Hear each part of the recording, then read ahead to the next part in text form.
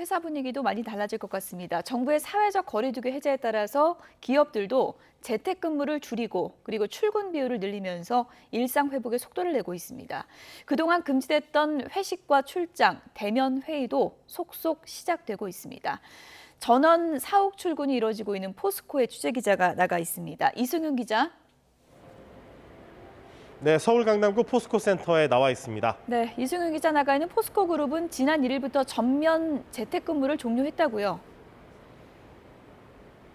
네, 그렇습니다. 기저질환자와 임산부 등을 제외한 전 사원이 오늘 오전 8시부터 서울 강남구 포스코 센터로 출근했습니다. 최대 50% 이 사무직을 중심으로 해서 재택근무가 이루어졌던 근무 체제가 만 2년 만에 이제 전 사원 사옥 근무 체제로 전환된 겁니다. 물론 지역 간 이동과 회식은 자제하고 있고 임산부 등에 대한 재택근무, 근무 인원 분산을 위한 유연 근무제는 이어가고 있습니다. 포스코 케미칼은 지난 4일부터 전 직원이 출근하고 있으며 포스코 인터내셔널 이 인천 송도에 본사를 두고 있는데 오늘부터 사무실 출근 시스템으로 전환했습니다.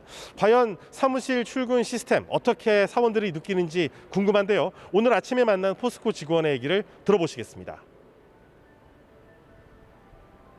일단은 그동안 잘 못 배웠던 직원분들을 대면에서 볼 수 있어서 좀 더 활기차게 근무할 수 있게 된 것 같습니다. 그리고 사무실 출근하다 보니까 아무래도 좀 더 코로나 이전 일상으로 빠르게 회복되는 느낌이긴 합니다. 네, 포스코를 시작으로 해서 다른 대기업들도 속속 사무실 출근 체제로 전환을 시작했습니다. GS건설은 지난 11일부터 본사 임직원들의 재택근무와 시차 출퇴근제를 종료했으며 한화건설은 이번 주부터 30%로 시행하던 재택근무를 끝내고 회의, 출장, 교육, 회식 제한도 해제했습니다. LG 계열사들과 현대차 그룹은 재택근무를 50%에서 30% 이하로 완화하고 국내 출장과 회의, 교육, 행사 제한도 해제했습니다. 현대중공업 그룹은 50%였던 재택근무를 부서별로 탄력적으로 운영하기로 했고 SK수펙스 추구협의회와 두산그룹, 롯데그룹은 재택근무를 자율적으로 결정하도록 했습니다. 지난 11일부터 국내외 출장, 대면 회의, 집합교육을 허용하고 10인 이내 회식과 셔틀버스, 헬기 운행까지 제한적으로 허용했던 삼성전자, 재택근무 최대 50% 방침을 당분간 유지한다고 합니다. 현대제철과 신세계, 현대백화점은 재택근무 최대 50% 방침을 유지하고 SK이노베이션과 GS칼텍스, S51, 한화그룹 등은 재택근무를 권장해왔던 지침을 변경하는 방안을 검토하고 있습니다.